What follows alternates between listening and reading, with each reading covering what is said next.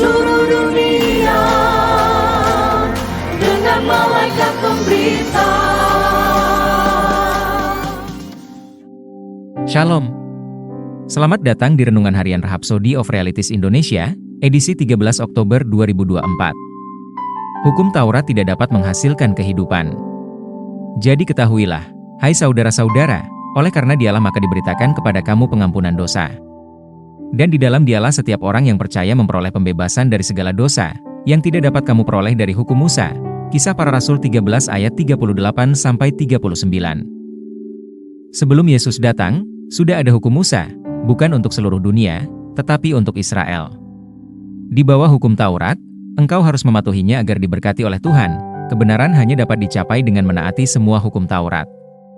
Namun menurut kitab Ibrani, tidak ada hukum yang dapat memberikan kehidupan.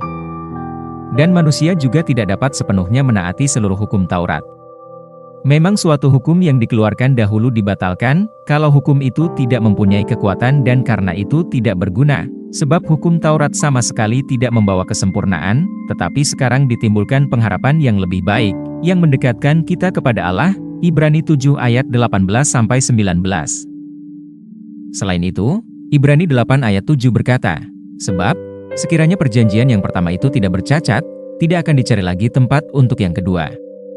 Jadi, hukum Taurat tidak bisa membebaskan manusia. Dalam Galatia 3 ayat 21, Rasul Paulus memberitahu kita bahwa hukum Taurat tidak dapat memberi kehidupan, ia tidak mempunyai kuasa untuk menghasilkan kebenaran. Kalau demikian, bertentangankah hukum Taurat dengan janji-janji Allah? Sekali-kali tidak. Sebab andai kata hukum Taurat diberikan sebagai sesuatu yang dapat menghidupkan, maka memang kebenaran berasal dari hukum Taurat. Galatia 3 ayat 21. Dalam Roma 8 ayat 3, dia lebih lanjut menjelaskan apa yang salah dalam hukum tersebut. Sebab apa yang tidak mungkin dilakukan hukum Taurat karena tak berdaya oleh daging, telah dilakukan oleh Allah.